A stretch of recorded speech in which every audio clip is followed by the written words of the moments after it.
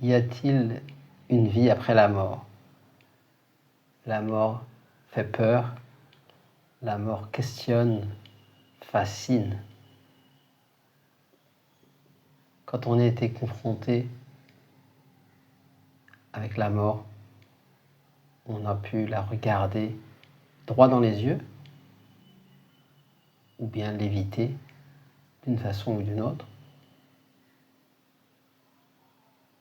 J'ai très récemment vécu cette expérience qui est encore présente dans cette maison où je suis en Inde, parce que le père de famille est décédé assez subitement d'une crise cardiaque. Donc on s'est retrouvé près du corps à 6 heures du matin avec les 2 enfants, la maman qui n'était pas encore là. C'était une expérience très intense où j'ai pu regarder, être là avec l'expérience, sans filtre, et réaliser la plénitude de la vie au milieu de l'expérience, des pleurs, des déchirements et aussi de la beauté de l'expérience d'un corps allongé avec des fleurs, des offrandes, des sons de tambour qui est une tradition ici dans le Tamil Nadu, dans le sud de l'Inde, des tambours très forts qui sonnent alternativement, des moments de silence, des moments de percussion, qui invitent à laisser les choses sortir naturellement. Donc d'abord j'ai pu témoigner de la fille qui commence à se lamenter, exprimer ce qui est présent. Puis après, quand la mère est arrivée, après d'autres membres de la famille, ça a continué toute la journée. Je ne suis pas resté toute la journée, mais le peu de temps que j'ai passé, en fait, a été tellement intense, une expérience où on peut être là, 100% présent, sans résistance, sans filtre, sans interprétation. Quand on regarde la mort face à face, on s'aperçoit qu'il n'y a que la vie, que l'expérience d'un corps apparemment mort est aussi une expression de la vie, que toutes les expressions de souffrance, de plaisir, toutes les expériences dans ce monde manifesté sont des expériences qui sont faites dans la vie qu'on confond souvent avec les circonstances de vie qui varient dans l'espace-temps avec naissance, mort, maladie, souffrance, plaisir, bonheur relatif, qui sont en fait les circonstances de la vie. Mais la vie elle-même, dans quoi, où se passe tout ce grand drame, cette grande comédie, la vie elle-même reste elle-même intacte. Qu'il y ait une naissance, une mort ou n'importe quel autre phénomène qui se manifeste. Jésus disait « Je suis la vie ». Il parlait non pas en tant que Jésus, mais en tant que cette vie même. Quand on réalise que je suis la vie, même au milieu de la mort, même au milieu de la souffrance, même au milieu de l'inconfort le plus grand dans une expérience physique, émotionnelle, mentale, je suis la vie, en quoi se passe tout ça. Je suis la vie, je suis le chemin. C'est-à-dire, à travers l'expérience, on peut réaliser que je suis la vie.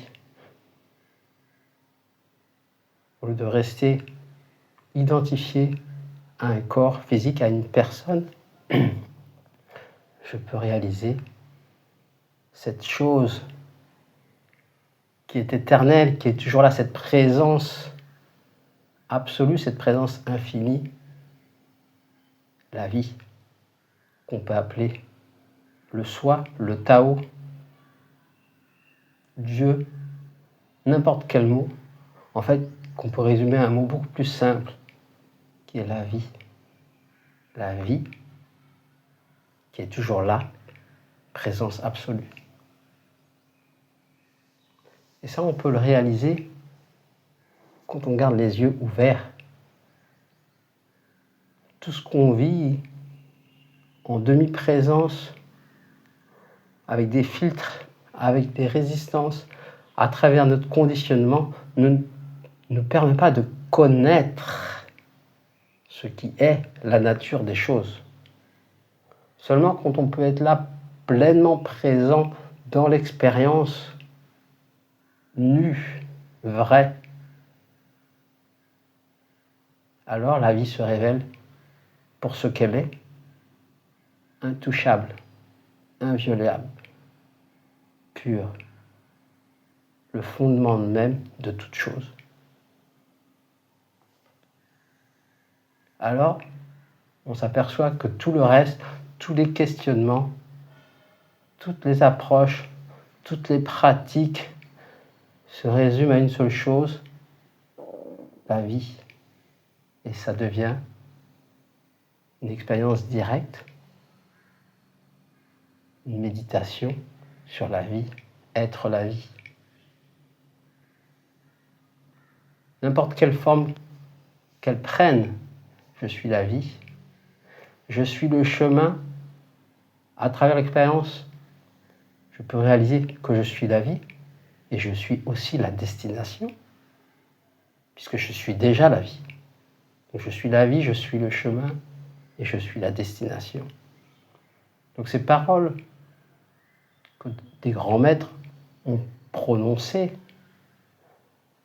ne désignaient pas le corps physique, la personne de Jésus ou d'autres maîtres, mais c'est cette vie même qui parle et qui, de cet espace, peut parler d'elle-même en prononçant ces mots, je suis la vie, parce que c'est quelque chose qui est réel, vécu, sans transparence, sans filtre, en totale transparence. Donc cette union, cette réalisation, cette communion, ce mariage intérieur de réaliser que je suis la vie.